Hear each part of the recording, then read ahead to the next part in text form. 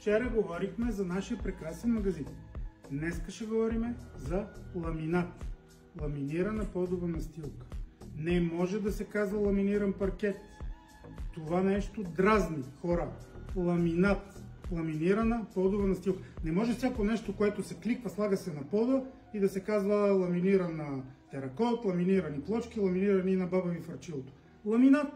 Паркета си е паркет, той се е състои от дърво, той си е дървен, класически и така нататък. Това е ламинат. Този ламинат, това е нещо като по-нисък левел настилка, която е хубава, практична. Сега днеска ще ви говорим за нея. Тя се състои, да ви кажа, от горен слой, върху който се разхождате, който е издържливата част от ламината. Под него има декора. Това е една хартия, която отцветява в харесвания някакъв вид настилката, който допринася за желание от вас цвят. И отдолу има носеща плоча. Това е.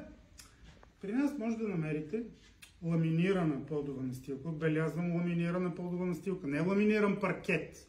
Подскачам като чуя тази дума. Ламинирана подова настилка. Всички дебелини.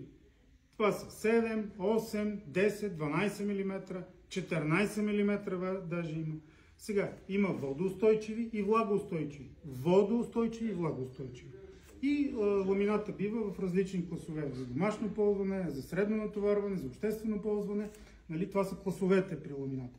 Оттам нататък има цени, които вече са примерно от 13-14 лева и стигат до 40 лева. Зависи от завода производител, от декора, от структурата, от повърхностния слой и така нататък. Тук сме при ефтината ламинирана подова настилка, не ламиниран паркет, която започва от 13, 14, 15 лева. Това е AC3, 31 клас, без фаска, структурата е най-обикновена и горе-долу това са цените. Може да започнем и с други видове настилки по-нататък. Ако искате, ще ви покажа. Look at this. Perfect. Oh my God. Isn't it great? Chris. I know.